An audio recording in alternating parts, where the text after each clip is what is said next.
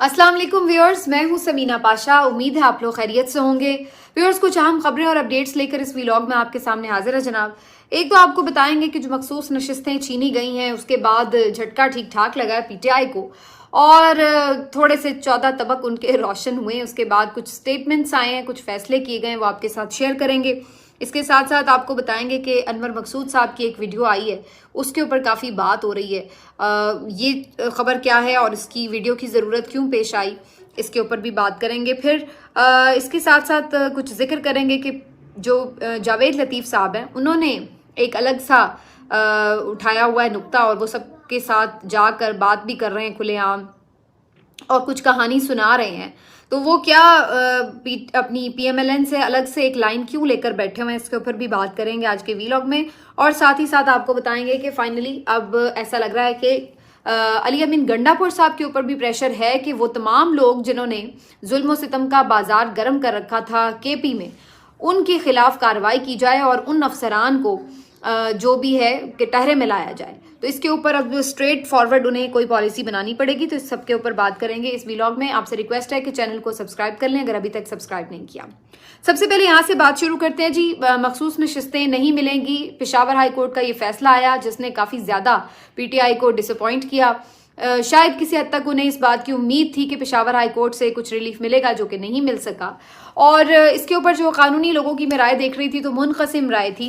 कुछ लोगों का ख्याल था कि कानूनी तौर पर ये बेहतर फैसला नहीं था कि सुन्नी इत्तेहाद काउंसिल में शामिल हुआ जाता, क्योंकि उन्होंने बहैसियत पार्टी हिस्सा नहीं लिया था। लेकिन दूसरी तरफ इसकी एक मिसाल भी मौजूद है जो हम पहले भी डिस्कस कर चुके हैं कि 2018 में बाप पार्टी ने एज ए बाप पार्टी नहीं इलेक्शन लड़ा था, लेकिन उसके बावजूद अगले साल जब वो बाप पार्टी के तौर पर अपने आप को उन्होंने अनाउंस किया, रजिस्टर कराया, तो उसके बाद उन्हें मखसूस नशिस्तें भी दी गई थी।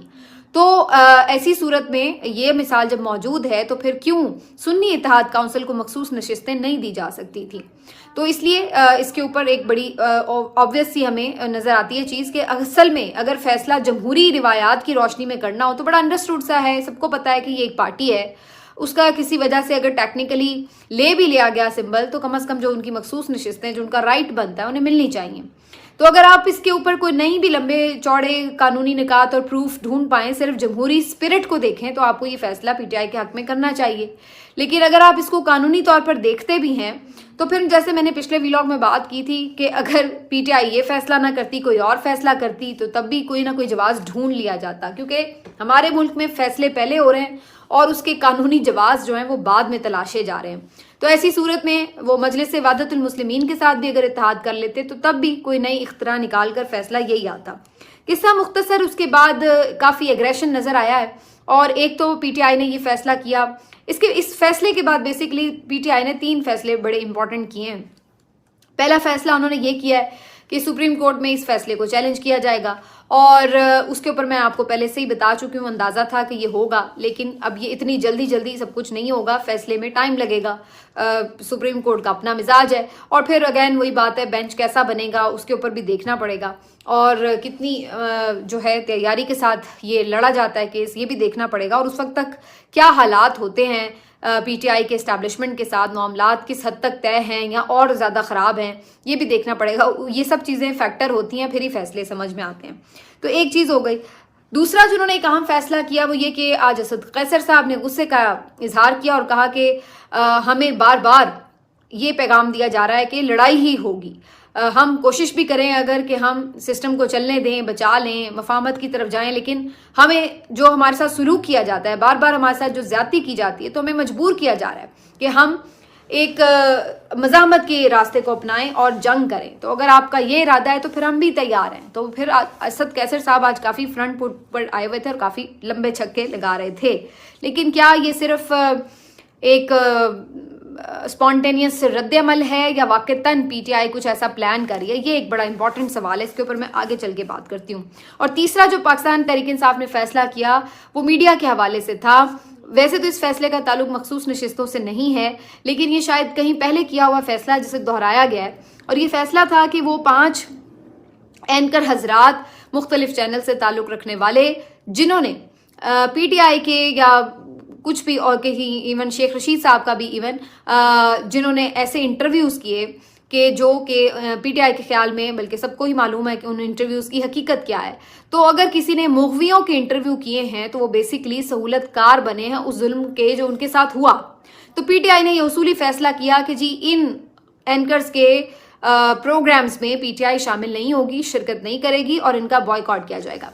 इनमें जाहिर आप समझ गए होंगे कामरान शाहिद साहब शामिल हैं जिन्होंने उस्मान डार साहब का इंटरव्यू किया था, आदिल शाहजेब शामिल हैं जिन्होंने सदाकत अली अब्बासी का इंटरव्यू किया था, मुनीफ फारूक शामिल हैं जिन्होंने शेख रशीद अहमद का इंटरव्यू किया था, शाहजेब खानजादा शामिल हैं जिन्होंने जो खावर मानिका हैं उनका इंटरव्यू किया था, और सलीम साफ़ी साहब भी इसमें शामिल हैं।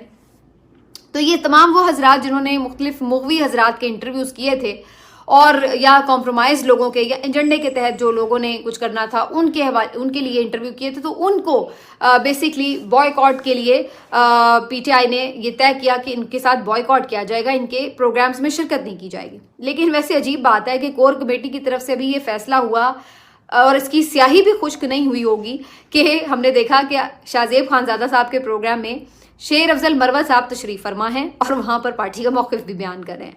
तो अब या तो शेर अफजल मरवत साहब अगेन वही बात है कि पार्टी डिसिप्लिन को फॉलो नहीं करते, इस वजह से वो जाके फिर बैठ जाते हैं और कोई इस बात को ध्यान नहीं देते, और दूसरा ये वजह हो सकती है कि उन्हें पता नहीं था। तो ये भी एक अजीब बात है कि आज के दौर में उन्हें ये पता नहीं चला कि पार्टी ने क्या फैसला किया है। तो ये एक अजीबो गरीब मामला है पीटीआई के हवाले से, जिसके ऊपर मैं पहले भी बात कर चुकी हूँ कि एक सीनियर एक लीडरशिप ना होने की वजह से इस वक्त हमें यह नजर आता है कि पीटीआई के मुख्तलिफ अरकान के दरमियान एक हम आंगी का भी फुकदान है और फिर डिसिप्लिन का भी फुकदान नजर आता है। और इसी वजह से कोई लीडर किसी और सिमत में बात करता है, कोई दूसरा लीडर जो है वो कोई और बात करता है, कोई प्यार मोहब्बत मफामत की बात करता है तो दूसरा आके आंखें दिखा रहा होता है। तो एक अजीब सा आपको मंजर मिल रहा होता है, लगता है कि पीटीआई यकसू नहीं है कि उसका रास्ता है क्या। इस वक्त जो पाकिस्तान तहरीक इंसाफ का सबसे बड़ा प्रॉब्लम है वो मेरी नज़र में है ही है कि उनको ये ही नहीं समझ आ रही कि उन्होंने मफामत करनी है या मजामत करनी है।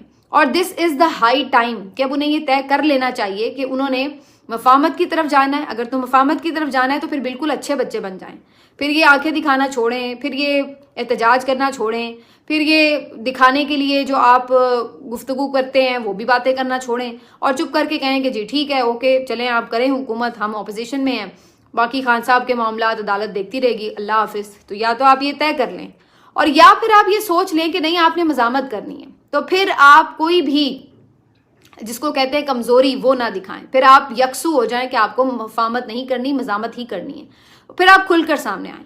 फिर जो आपके असल में टारगेट पे लोग होने चाहिए फिर आप उनकी बात करें, जो आपके ख्याल से आपके साथ ज्यादती कर रहे हैं, जो आपको दीवार से लगा रहे हैं, फिर आप उनकी बात करें, फिर आप सीधे हो जाए ना, फिर आप डायरेक्ट बात करें आके और फिर खुल के बात करें और फिर देखें कि अवाम आपके साथ है या नहीं है। तो या तो आप अपना रास्ता क्लियर करें या अनक्लियर करें, दोनों में से एक चीज रख लें। अब मेरा ख्याल है ये डिसाइड करने का टाइम है। अदरवाइज हो ये रहा है कि ना आप आधे तीतर हैं, आप आधे बटेर हैं, ना आप इस तरफ हैं ना आप उस तरफ हैं। तो इस वाली सिचुएशन की वजह से जो पीटीआई के अपने वोटर सपोर्टर हैं वो अलहदा गुस्से में है कि यार ये क़यादत कर क्या रही है, और बार बार हम देख रहे हैं कि क़यादत को निशाना बनाया जा रहा है। और दूसरी तरफ ये लोग खुद भी कंफ्यूज भी हैं और परेशानी का शिकार भी।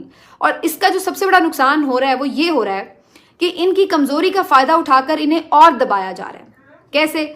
अब आप देखिए कि जब उन्होंने देखा कि यार हमने 40-50 नशिस्तें एक ही झटके में उड़ा ली तो किसी ने क्या बिगाड़ लिया, तो अब वो आहिस्ता आहिस्ता 20-25 और नशिस्तें उड़ाने की तैयारी में है, जिसमें से 3-4 नशिस्तें मजीद उड़ाई जा चुकी हैं और मजीद नशिस्तें भी इसी तरह से उड़ाने की तैयारी है। तो जब उन्हें पता लग गया कि यार ये किसी जोगे नहीं है, या आके बस बाहर आके एक स्टेटमेंट देंगे हम आपको ये इजाजत नहीं देंगे, ये गैर कानूनी काम है, और उसके बाद फिर कुछ भी नहीं, तो अल्टीमेटली ये क्या करेंगे, वो कहेंगे चलो जी इसी बहाने एक और निकाल लो नशिस्त। तो अब इनको कमजोरी दिखाने का बाकायदा नुकसान होगा, इनके खिलाफ विक्टिमाइजेशन और तेज होगी। लेकिन अगर ये दबाव बढ़ाने में कामयाब होते हैं तो फिर ये कुछ ना कुछ गेन करने की पोजीशन में भी हो सकते हैं। लेकिन अब ये इनके ऊपर डिपेंड करता है कि ये रास्ता कौन सा चुनते हैं और किस तरीके से फिर उसको चैनलाइज भी करते हैं। उसके लिए बाकायदा एक हिकमत अमली भी बनानी, क्योंकि आपको ये समझ आ गई है कि सिस्टम में आपके लिए कोई गुंजाइश नहीं है और ना कोई इदारा आपके साथ किसी किस्म का भी लिहाज कर रहा है, चाहे वो अदलिया हो, चाहे वो इलेक्शन कमीशन हो, जिसको जहां पे मौका मिल रहा है वो छुरियां ही चला रहा है आपके ऊपर। तो इसलिए आपको भी फिर अपना रास्ता और अपना माइंड जो है वो क्लियर करना होगा। ये एक बिल्कुल हाई टाइम है कि अब आप अपना फैसला कर लें। अगर इमरान खान साहब के स्टेटमेंट को देखें तो वो ऐसा लगता है कि वो फैसला कर चुके हैं और वो तो यही बात करते हैं कि मज़ामत ही होगी, इसके अलावा कोई बात नहीं, इसीलिए वो जेल में है अभी तक। अगर उन्होंने डील करनी होती तो वो कर चुके होते, उन्हें कई दफ़ा मामलात पेश किए गए हैं लेकिन उन्होंने कोई भी ऑफर कबूल नहीं की, तो वो तो अपना रास्ता चुन चुके हैं। लेकिन वो चूंकि इस वक्त जेल में है, डायरेक्टली इस वक्त वो अवाम से बात नहीं कर पा रहे, अवाम को उस तरीके से अपना नैरेटिव जो है वो दे नहीं सकते जो रिसेंट नैरेटिव है।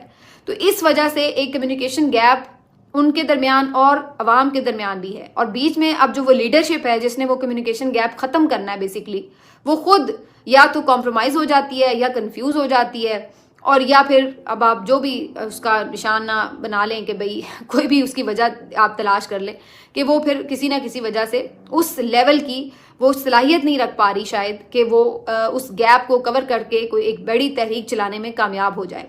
तो ये अब सारी मसाइल जो हैं वो पीटीआई को उस नज़र आ रहे हैं, लेकिन अवाम का दूसरी तरफ जो पैमाना है वो लबरेज होता जा रहा है। और मुझे तो ये नज़र आ रहा है, मैं ये सेंस कर रही हूँ कि अभी तक तो ये था कि अवाम पीटीआई की तरफ देख रही है, लीडरशिप की तरफ देख रही है, जो वो कह रहे हैं उसकी तरफ माइल होती है, उनका पीछे चलती है।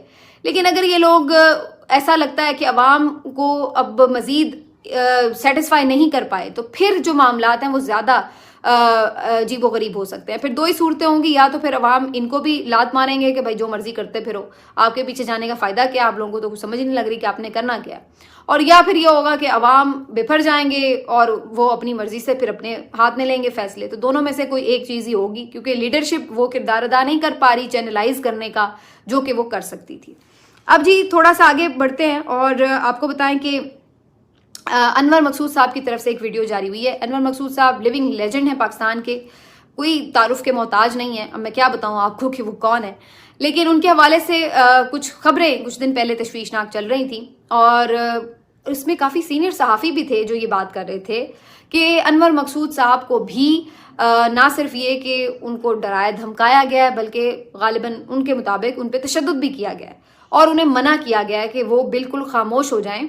और पिछले कुछ अरसे में वो कुछ प्रोग्राम्स में, कुछ तकरीबात में, कुछ पॉडकास्ट इंटरव्यूज़ में जो भी बात कर रहे थे वो सबको नज़र आ रही थी कि वो क्या बात कर रहे थे। जाहिर है कि वो इस रजीम चेंज के ख़िलाफ़, इस ऑपरेशन के ख़िलाफ़ जो हमें नज़र आ रहा था उसके ऊपर बात कर रहे थे।